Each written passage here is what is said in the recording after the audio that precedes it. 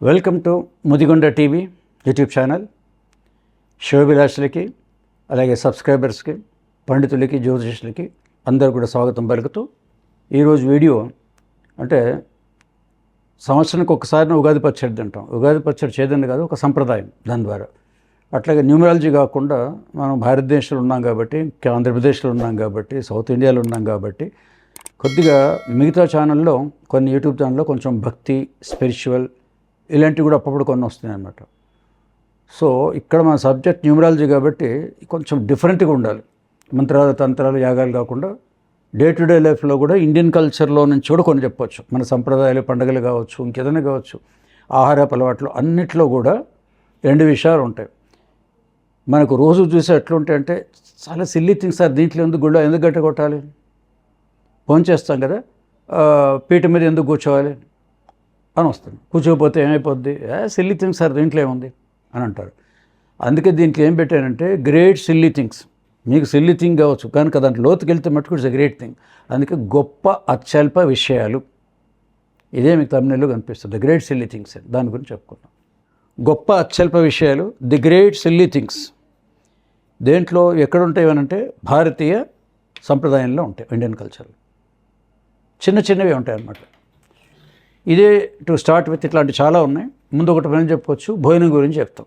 ముందు మనం భోజన ఆహారం లేనిదే మనకు శరీర పోషణలో దేవుండగా బ్రెయిన్లు ఇవన్నీ ఏం పనిచేయవు. సో భోజనానికి కూడా సంప్రదాయం ఉందా, భోంచేసే సంప్రదాయం ఉందంటే మామూలుగా భోజనం అన్నది ఒక పీట మీద కూర్చొని తింటారు. పాతకారు ఊళ్ళల్లో అయితే చిన్న పీట వేసుకొని పోటీ మీద కూర్చుంటారు. ఇంకా కొన్ని కుటుంబాల్లో వీళ్ళు పీట మీద లేదా చాప మీద కూర్చొని ముక్కాలు పీట అని ఉంటుంది, ఇట్లా మూడే కాళ్ళు చెక్కతో చేసి ఉంటుంది. పీట కూడా చెక్కే, వుడ్, అది ఇంపార్టెంట్. దాని మీద పెట్టుకొని ఈ లెవెల్లో వస్తుంది, ఇట్లా అంటారు అన్నమాట వాళ్ళు. కింద దాని మీద కూర్చొని అది చెక్క పీట లేదా పీట మీద కూడా పెడతాం. ఇప్పుడు కొంచెం డెవలప్ అయింది కదా. ఇప్పుడు సిటీలో అపార్ట్మెంట్ ఫ్లాట్లో పీటలు ఎక్కడ సార్, ఏముంటుంది, డైనింగ్ టేబుల్. ఈ సౌండ్ డైనింగ్ టేబుల్, ఇనుప సౌండ్ రాదు. మళ్ళీ చెక్కతో టేబుల్, మళ్ళీ చైర్లు అవే ఉంటాయి, దాని మీద కూర్చుంటారు.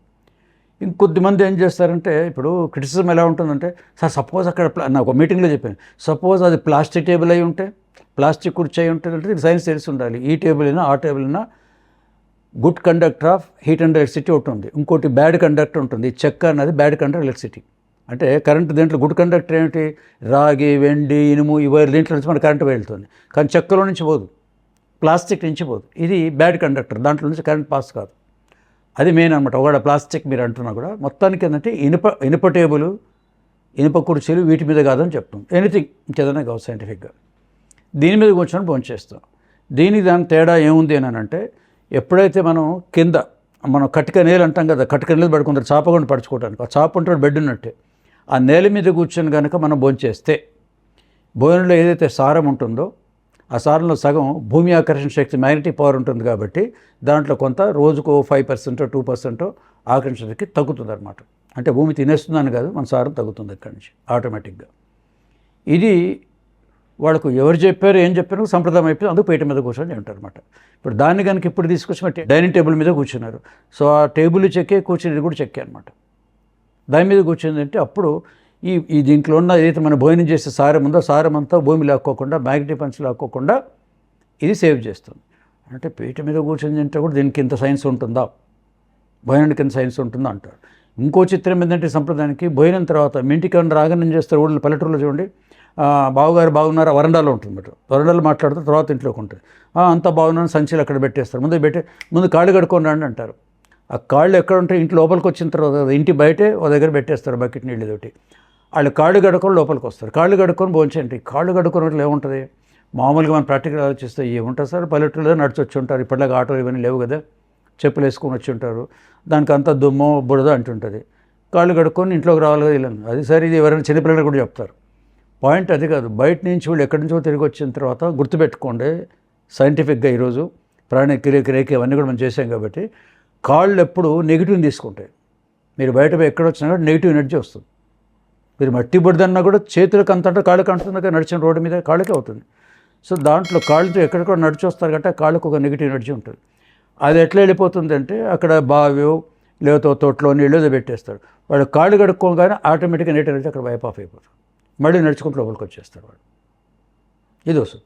దీనికి దానికి మధ్య మళ్ళీ ఇంకో చిన్న పాయింట్, సిల్లీ పాయింట్ ఏముంటుందంటే ఈ ఇంటికి పెరటికి మధ్యలో ఉదయం ఎప్పుడో ఒకసారి ముగ్గు వేసి ఉంటారు. ముగ్గు కూడా ఎవరైనా నడిచేసి ముగ్గు నుంచి ఇట్లా వచ్చారనుకుంటే ఆటోమేటిక్గా అది నెగిటివ్ ఎనర్జీ తీసేసుకుంటుంది. ఆ ముగ్గు ఒక జామెట్రీ. ఇంకోసారి చూద్దాం ఆ జామెట్రీ ఎట్లా అవుతుంది. స్టార్ లెవెల్లో వేస్తారు కదా, డబుల్ ట్రయాంగిల్స్ ఉంటాయి. ఆ జామెట్రీ కనుక డిజైన్ అట్లా వేస్తే ఆటోమేటిక్గా అక్కడ పాజిటివ్ ఎనర్జీ జనరేట్ అవుతుంది, నెగిటివ్ ఎనర్జీ బంద్. మన ఇండియాలో మీరు చూడండి, ఏ పాత సినిమా ముత్యాల ముగ్గు సినిమానే ఉంది, ఇంటి ముందు కంపల్సరీ పొద్దున్నే కల్లాపు చేసి ముగ్గులు వేసుకుంటారు. అర్జెంటుగా వెళ్ళాలి, డిజైన్లు అవన్నీ వేరు, అవి కాంపిటీషన్లు వేరు అని చెప్పి జస్ట్ స్టార్ ఒక ట్రయాంగిల్ ఇటు వేసుకుంటారు. సో అది జనరేట్ అవుతుంది. ఇది దేశాలు దాని మనం అన్నీ రీసెర్చ్ చేయం కదా, రీసెర్చ్ చేస్తే మళ్ళీ పిరమిడ్ టెక్నాలజీ దాకా వెళ్ళిపోతుంది. తర్వాత దీనికి చక్రాలు కూడా మన పూజ చేసే చక్రాలు కూడా అవే ఉంటాయి. సో అది కూడా అది ఉంది. సో ఈ రెండు దాటుకొని వస్తారు, కాళ్ళు కడుక్కొని లోపల రావటం, అలాగే ఆ పీట మీద కూర్చొని భోంచేయటం చేయటం.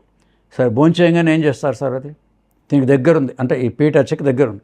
భోంచేసిన తర్వాత ఏం చేస్తారంటే సార్ ఆయాసం వస్తే పగలు గంట 2 గంటలు పడుకుంటారు, 1-2 అవర్స్ అనుకుందాం. కానీ నైట్ మట్టుకు పల్లెటూరులో పొలం పనులు ఆ పనులు ఈ ఊరు ఆరు నుంచి రాత్రి పడతా. ఇప్పుడంటే మనం 11-12 దాకా ఈ టీవీలో వచ్చి మేలుకుంటున్నాం. అక్కడ దాదాపు 8-8:30 పడుకుంటారు వాళ్ళు, దీపం వెలిగించేసుకొని పడుకుంటారు. తెల్లవారుజామున 4-5 గంటలు వేస్తారు అన్నమాట, ఈ పాత పద్ధతులు. ఇక్కడైనా సిటీలో కానీ మినిమం ఒక 6-7 అవర్స్ మనం పడుకోవాలి కదా. ఏ జాబ్ అని మీరు చేయండి, నైట్ 10-11 అయినా కనీసం 6 దాకా పడుకోవాలి. సో 6 గంటల నుంచి 8 గంటల దాకా మీరు పడుకున్నప్పుడు రాత్రంతా మళ్ళీ అక్కడ ఒక ఎనర్జీ రూల్ ఉంది. మళ్ళీ మీరు పడుకునే మంచం కూడా వుడ్తో చేసి ఉండాలి, ఇనుప మంచాలు కాదు, వుడ్తో చేసి 8 గంటలు మీరు పడుకున్నప్పుడు భూమికి ఎప్పటికప్పుడు గురుత్వాకర్షణ శక్తి ఉంటుంది. ఆ మ్యాగ్నెటిక్ పవర్లో ఆటోమేటిక్గా మనకు కొంత శక్తి క్షీణించేస్తుంది, కొద్దిగా క్షీణిస్తుంది. రాత్రి పడుకుని తెల్లారి 5 కేజీలు తగ్గిపోవటము ఇట్లా ఇమీడియట్ ఎక్స్పెరిమెంట్ కాదు, డే బై డే కొద్దిగా మీరు సెల్ తీసుకుని బయటికి పోతారనుకో, మీరు మాట్లాడినసేపు ఏమవుతుంది, మీరు కరెక్ట్ దాంట్లో చూడండి, ఒక పాయింట్ మీ దాంట్లో చూడండి, అట్లా చూపిస్తుంది, 1 పాయింట్ 2, 3 పాయింట్ అట్లాగే మాట్లాడు షేర్ కడంగానే ఛార్జ్ చేసుకోవాల్సి వస్తుంది. సో ఛార్జింగ్ కూడా ఒక్కొక్క పాయింట్ వస్తుంది, ఎక్కేటప్పుడు కూడా ఒక్కొక్క పాయింటే వస్తుంది. మీ ఛార్జింగ్లో కూడా చాలా ఉన్నాయి. 60% దాకా స్పీడ్ పెరుగుతుంది, అప్ టు 20-30 వరకు ఒక లెవెల్ వెళ్తుంది. 60 అంటే ఫాస్ట్ వెళ్ళిపోతుంది. 80 ఆపేయాలి, 100% చేయకూడదు అంటుంటారు. అంటే సైంటిఫిక్ అట్లా చెప్తేనేమో అవును సార్ సెల్ వాళ్ళు చెప్పారు, టెక్నీషియన్ చెప్తారు, మిగతా మనం నమ్మం కదా. సో ఈ మంచం మీద 6 నుంచి 8 గంటలు మీరు పడుకున్నప్పుడు 4 కాళ్ళు చెక్క మీద పడుకుంటారు కాబట్టి మనకు ఎనర్జీ ఎక్కడికి పోదు.